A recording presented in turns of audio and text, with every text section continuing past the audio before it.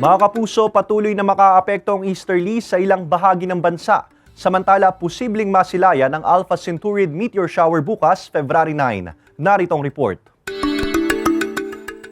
Mga kapuso, nananatiling mahina ang ihip ng amihan kaya mainit na panahon pa rin ang mararanasan sa malaking bahagi ng bansa. Sa may extreme northern Luzon lang umaabot ngayon ang amihan, habang patuloy naman ang pag-iral ng easterlies sa natitirang bahagi ng bansa. Base sa datos ng Metro Weather, may tsansa ng ulan sa Mindoro Provinces at Palawan. Posible rin ang ulan sa iba pang bahagi ng bansa, lalo sa Visayas at Mindanao. Samantala, isa na namang meteor shower ang posible nating masilayan. Yan ang Alpha Centauri ayon sa Pag-asa. 12:23 ng madaling araw bukas, masasaksihan ang peak activity ng pagbagsak ng mga bulalakaw. Kung maayos ang panahon at hindi maulap, isang bulalakaw kada oras ang posibleng makita mula sa Metro Manila. Hanggang 6 na bulalakaw naman kada oras kung nasa mga probinsya. Magtatagal ang Alpha Centauri meteor shower hanggang February 20.